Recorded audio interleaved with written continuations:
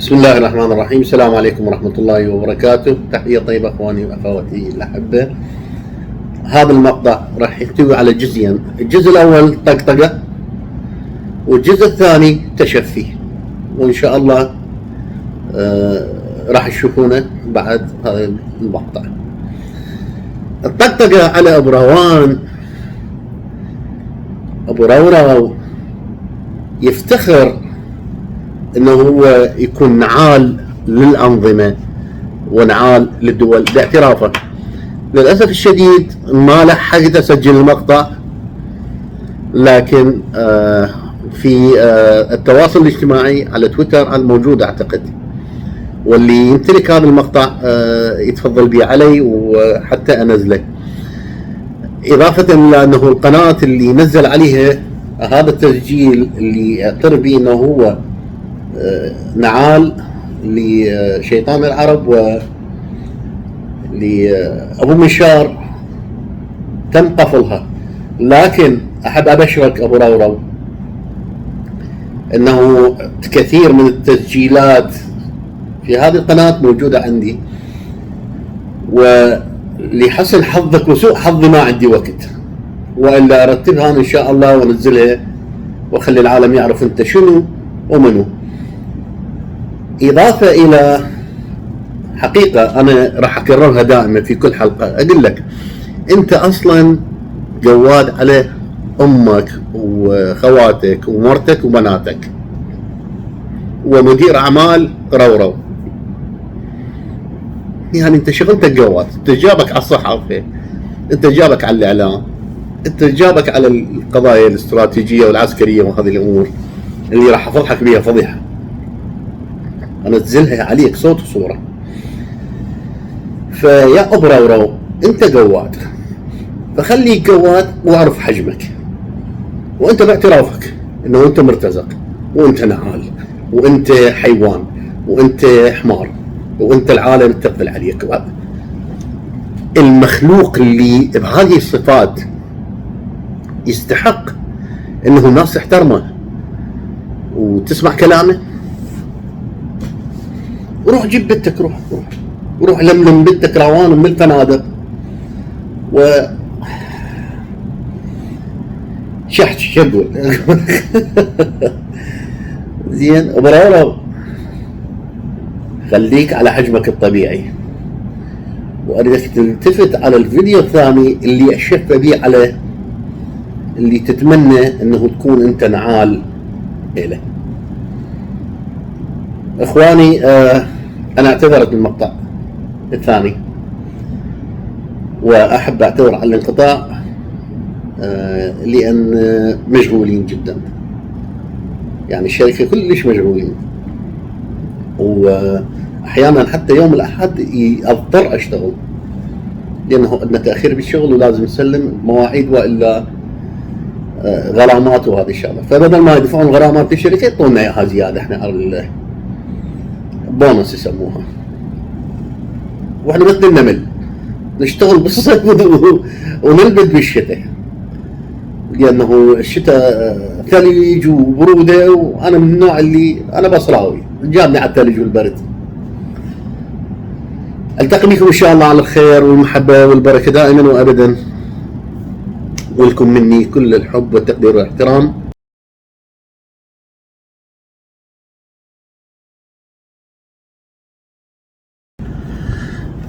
بسم الله الرحمن الرحيم. السلام عليكم ورحمة الله وبركاته. تحية طيبة اخواني اخواتي الاحبة.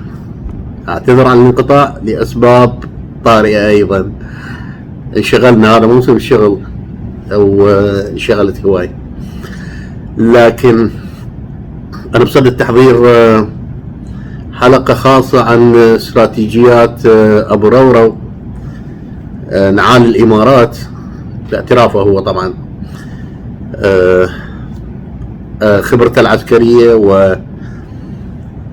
وكل شيء جاهز، لكن بس محتاج يسجل، يعني رتبت الامور الاعداد. لكن حدث سريع حصل قبل كم يومين تقريبا، اضطرني انه اجل بهذا الفيديو لانه حتى ما عندي وقت. انا بالمكتب الهندسي الان واللي وراي مشهد المدينة، مو منظر طبيعي أو منظر صورة. المهم كلكم عرف أنه تم إلقاء القبض على واحد من مساعدين ترامب اللي يرتب الأمور وسهلها ويا دولة حزب المؤخرات ودولة آل سلول. وبدأت التحقيقات تاخذ مسار أعمق وأكبر، وكل أحجار الشطرنج الترامبية بدأت تسقط، وراح ينتهي المطاف أنه هو يقضي بقية حياته بالسجون. لكن وهذا أنا نبهت إلى كثير في القناة السابقة، قلت لكم الديمقراطيين يشتغلون ببطء، لكن لما يجون يضربون بقوة بحيث ما ينطون فرصة لعدوهم ينهض من جديد، لأنه دائما الجريح لما ينهض يكون أجلس. المهم مسلسل مصائب آل سلول وشيطان العرب بدأ توا، والمشكلة أنه الأحداث اللي صارت بعد انتخاب بايدن ما انطت مجال للسياسيين ولا انطت مجال للإعلاميين لتسليط الضوء على الأمور اللي كان يسويها ترامب اللوزر مع أحذيته، الحذاء الأول أبو منشار والحذاء الثاني شيطان العرب. تقارير بدأت تخرج للعلن عن تواطؤ بين صديق ترامب اللي صار وسيط فيما بعد، إضافة إلى ضابط مخابرات حماراتي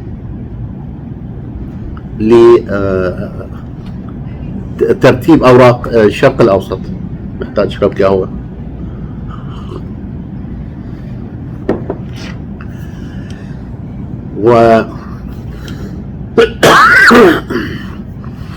شرقت بالقهوة عفوا.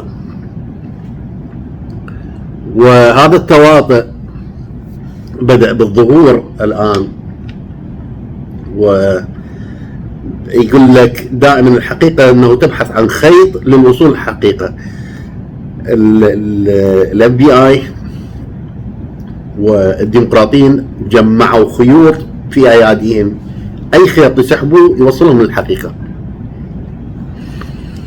وهذا اللي كل العالم اللي عندهم اقل من ذرة شرف ينتظرون هذا الشيء. اما من بلا شرف فالامر بالعكس تماما. اختارت لكم تقرير من بين تقارير كثيرة، وللأسف ما عندي مجال أترجمه، لكن أعتمد على ثقافتكم. هو من MSNBC. هذا التقرير برنامج كريس هيت على MSNBC، اللي هو بالنسبة لي أفضل التقارير اللي قدمت من كل المحطات تقريبا، إضافة إلى المنصات والتواصل الاجتماعي. فأبشركم أنه مسلسل دفع الثمن بدأ الآن، وإن شاء الله الحلقات كل يوم يطلعون متآمر ومتواطئ وخائن، وإن شاء الله سقوط نظامي آل سلول وشيطان العرب قريبين، وتفرح الشعوب العربية الحرة والإسلامية بسقوط هذين النظامين، ويعم السلام في الشرق الأوسط وفي العالم بعد التخلص منهم ومن أدواتهم. أحب أعتذر مرة أخرى أنه ما تتاح لي فرصة، لأنه يشهد الله مشغولين جدا، يعني الشركة شوية متأخرين بالشغل وجاي ندفعها، وهذا موسمنا بالصيف موسم الشغل.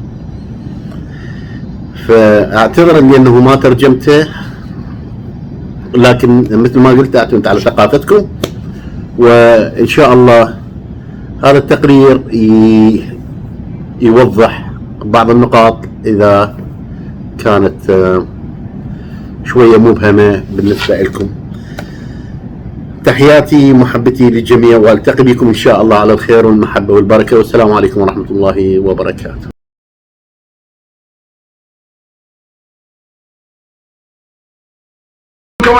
the latest on the arrest of Donald Trump's inaugural committee chair and what it might reveal about the Trump administration's very shady foreign entanglements. That's next. Federal court in the Eastern District of New York unsealed a huge 7-count, 46-page indictment yesterday against Trump fundraiser and inaugural committee chairman Tom Barrack, charging him with acting as an agent of the United Arab Emirates, as well as obstruction of justice and lying to investigators. Now, we all, of course, remember Special Counsel Robert Mueller was investigating Russian sabotage of the 2016 election. We heard about that for years, but over the course of his investigation, Mueller also started to look into whether lobbyists for the UAE were funneling millions of dollars to the Trump campaign. And now with the indictment of Tom Barrack, that profoundly shady and weird relationship between Trump world and the United Arab Emirates is starting to make a little more sense. So we know that 3 months before the 2016 election even happened, Donald Trump Jr. met with an emissary for 2 wealthy Arab princes at the Trump Tower. The emissary told Trump Jr. at the time that the princes, the de facto rulers of both Saudi Arabia and the UAE, were eager to help his father win election as president. A few months later, well, Donald Trump did win. And that crown prince from the UAE, a guy by the name of Prince Mohammed bin Zayed, known as MBZ, flew to New York to meet with the president-elect. Now, as the New Yorker reports, it is customary for foreign leaders to notify the American government when they travel to the U.S., but MBZ did not do so. In fact, MBZ arrived at the meeting in the Trump Tower penthouse with an entourage of about 30 people. He was dressed in combat boots, jeans, and some of his men were armed. Then, on Inauguration Day, Donald Trump's incoming National Security Advisor, Mike Flynn, was texting with former business partners about a hugely controversial private sector plan that would reportedly be funded by the Gulf states, including UAE, to bring nuclear energy to the Middle East. In fact, Flynn was texting about this plan literally 10 minutes after Donald Trump was sworn in, as he watched on the dais. Like, we've got a deal, what's going to happen? 7 days into his presidency, Donald Trump, you might remember, signed an executive order known as the Muslim ban, which, well, left out the UAE while including other Middle Eastern countries like Syria, Yemen, and Iraq. During Trump's first year in office, the deputy finance chair of the Republican National Committee, a guy named Elliot Broidy, was helping spearhead a secret campaign to influence the White House and Congress for the crown princes of Saudi Arabia and the UAE. God, that keeps popping up again and again. Broidy was later charged with conspiring to act as a foreign agent on behalf of other interests, Malaysian and Chinese government interests. Mr. Broidy was a very busy man, apparently. And on the day before Donald Trump left office, he pardoned Broidy. Now we have the indictment of Tom Barrack, who allegedly, quote, acted to aid the UAE in its dealings with the executive branch of the U.S. government, doing things like advocating for the appointment of individuals favored by the UAE in the new administration and taking steps to advance the UAE's foreign policy interests by attempting to influence United States foreign policy.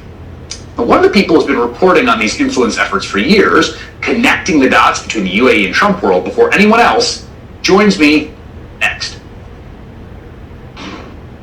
On June 10th, 2019, reporters Alex Emmons and Matthew Cole at The Intercept published this piece. It was about a secret influence operation in the United States by the United Arab Emirates involving an Emirati businessman and Tom Barrack, a longtime ally of then President Donald Trump. Barrack was a top fundraiser for Trump's campaign. In fact, he served as chair of his inaugural committee, which would also spur its own investigation. 10 days after that article was published, the FBI interrogated Tom Barrack about his activities and relationship with the Emiratis. They say he repeatedly lied to them.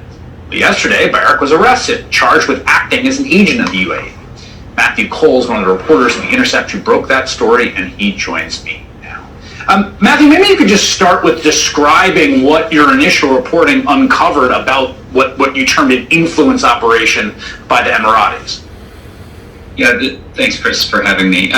What we found was that the U.S. government and the U.S. intelligence community had discovered that Rashid al-Malik was acting as an intelligence agent for the head of the Emirati intelligence service, and that his job was to conduct, not espionage in the sense that he was a spy, trying to pull secrets out as much as he was trying to gain access to the Trump White House and assert Emirati influence into Trump's the Trump administration's foreign policy, in particular with the Middle East.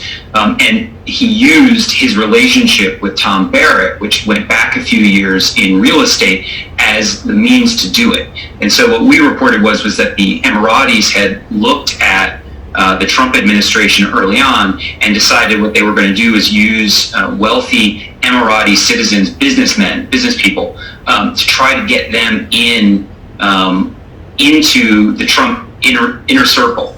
And Rashid al-Malik, who was also charged yesterday with Tom Barrack, you should note, for the same thing, for acting as a foreign agent without registering with the government.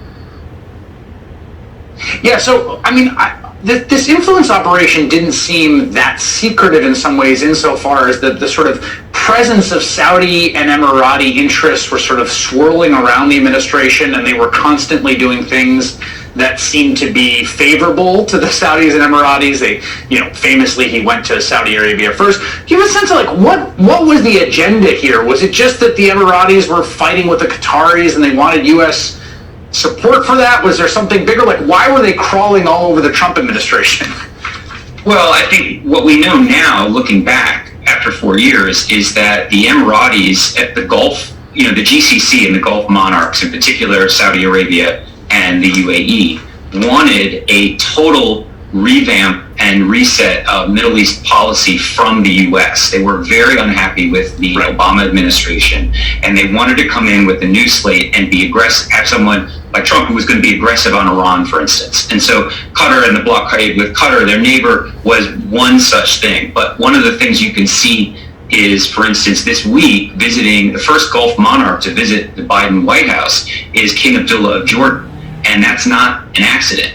And that's because the UAE, what went on between the UAE and the Trump administration is just now starting to get picked through by the Biden administration. There was a lot going on that we don't yet know that I think is going to have to be, it's going to take more reporting both from, journalists, but also that the Biden administration is trying to figure out what went on there. Yeah, and we should note that one of the big priorities for Netanyahu, Mohammed bin Salman, and Mohammed bin Zayed was all to get rid of the nuclear deal with Iran, because they were sort of united in their contempt for fear of hostility to the Iranian regime, and that was ultimately successful. The lobbying of all those folks ultimately did produce that outcome. One more question is, what is the big mystery that hangs over this is what was in it for Barrack? Like, it's not enumerated in the indictment, but he has real estate interests there. What do you make of that? Well, there's sort of two things to look at. First, what our story found was that the reason why they used Rashid al-Malik as sort of an intelligence front or asset was to use his business and his real estate background as sort of the lure of Barrack and others around Trump. And I think that the unsaid assumption there is that by getting them invested and entwined financially, they would be able to exert influence on Trump and the inner circle. That's number one. Number two is, if you read the indictment, although there's no discussion about money exchanging hands, at the end of the indictment, the DOJ makes it very clear that if Mr. Barrack is convicted, they will bring in asset forfeiture. And that opens and raises the question of whether or not what Barrack was doing was hoping that by being this go-between between the White House and the Emiratis and the Saudis, that his business, his fund, would get money. Right. And there's no question that he got something well over $1 billion in new investment from the Middle East, from the sovereign wealth funds in UAE and KSA after Trump became president. All right, Matthew Cole, great reporting, and thanks so much for coming on tonight. Thanks for having me, Chris.